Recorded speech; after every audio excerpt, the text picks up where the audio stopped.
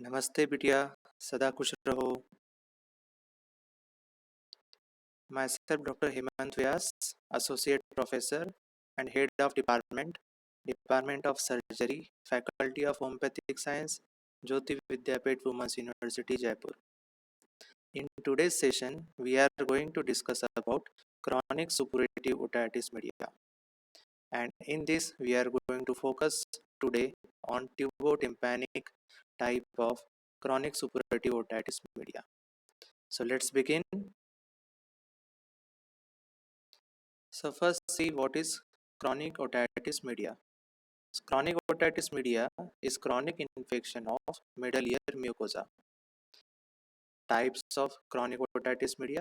So basically there are three types of chronic otitis media. Chronic suppurative otitis media, which is accompanied by continuous or intermittent otorrhea. Otorrhea is discharges from the ear. Chronic non-suppurative otitis media, which is without otorrhea. Chronic specific otitis media like tuberculosis or syphilis. Now, what is chronic suppurative otitis media, which is also called as CSOM? In short, CSOM is a long-standing infection of a part or whole of middle ear cleft, which is characterized by ear discharge and a permanent perforation of ear drum, that is tympanic membrane, which we can see in the diagram or a photograph which is adjacent. Types: benign or tubotympanic type with central perforation of eardrum. The disease is limited to tympanum and the eustachian tubes, and no complication occur as a rule. Second type is dangerous or atticoantral type. With attic or marginal perforation, it is characterized by the presence of destructive cholesteatoma, which may spread beyond the middle ear cavity and cause life-threatening complications.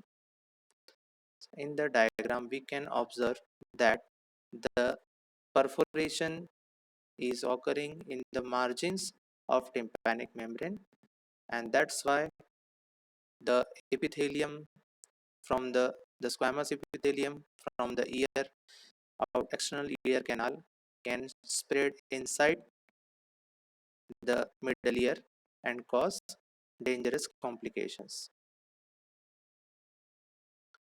Epidemiology: most important cause of hearing impairment in the rural population is chronic suppurative otitis media.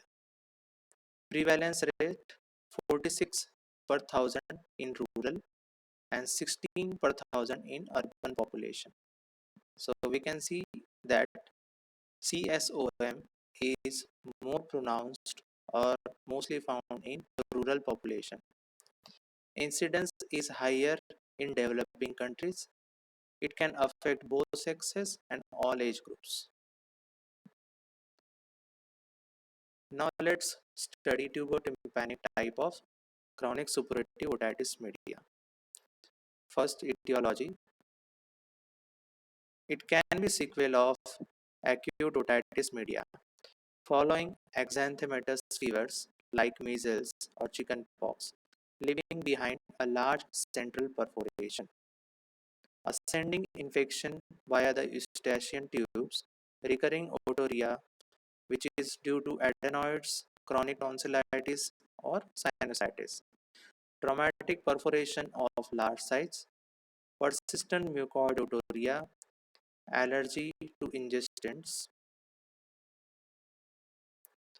General factors which can lead to CSOM: unhygienic conditions leading to recurrent respiratory tract infections, diseases of nose and throat,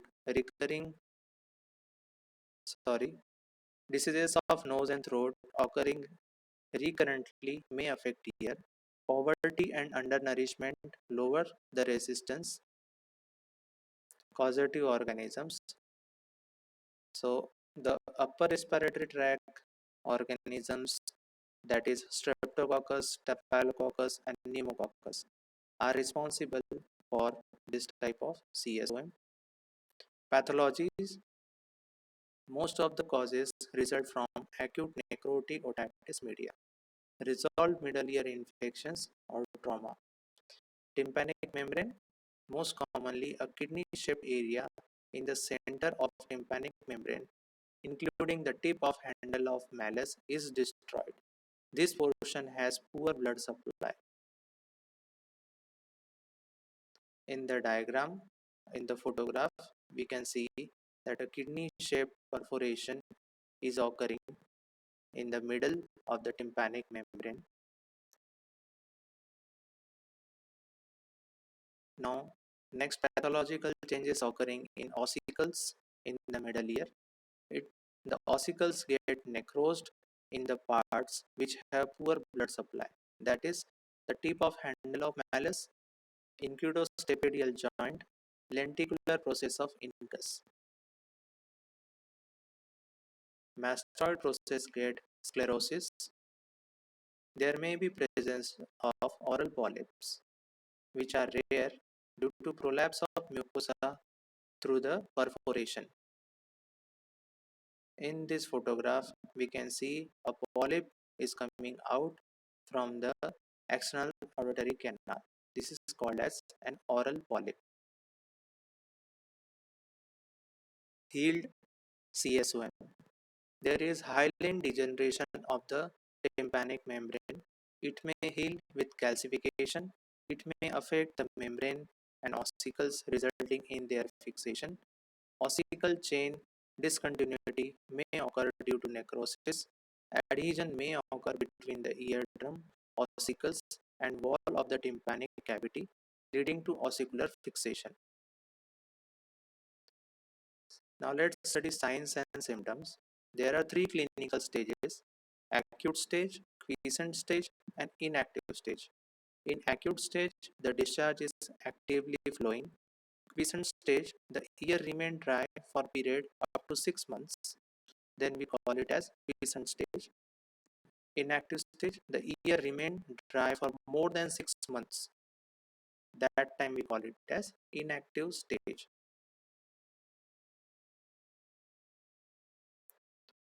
Now ear discharges in tubotympanic type of CSOM.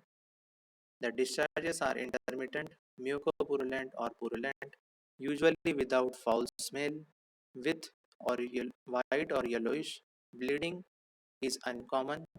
Discharges are copious, that is profuse, increases with upper respiratory tract infection. There is deafness in the patient. Deafness can be mild to moderate degree.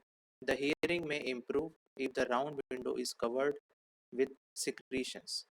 Earache and uncomplicated CSOM is free from earache. Earache occurs when there is any complication. Tinnitus may be present. Tinnitus is sensation of a sound without any stimulus. Giddiness, bleeding from ear are rare. Signs of perforation of eardrum. In this diagram, we can see different types of perforations of eardrum. In first diagram, we can see the central perforation in the anterior part. Second diagram shows central perforation, medium sized. Third diagram shows subtotal perforation. Fourth diagram shows total perforation with destruction of even the fibrous annulus. Fifth diagram shows attic perforation. It is called as attic perforation because it occurs in attic part of the tympanic membrane. Perforation, posterior-superior marginal perforation. Treatment: oral toilet, remove all discharge and debris by dry mopping, suction clearance or irrigation. Ear drops, antibiotic ear drops containing neomycin, polymyxin, Chloromycetin or gentamicin plus steroids can be used. Systemic antibiotics useful in acute exacerbations. Precautions: we should keep the water out of ear. We can use the rubber insert to protect the ears. Treatment of contributory causes such as infected tonsils, adenoids, maxillary and nasal allergy should be carried out. Surgical procedures like removal of oral polyps and granulations can be required. Sometimes reconstructive surgery is advised to the patient, which is myringoplasty with or without ossicular reconstruction. This session is powered by Digital version 2.0. Hope you are satisfied with this digital session. If you have any query, please mention in comment box. I will resolve it. Thank you so much.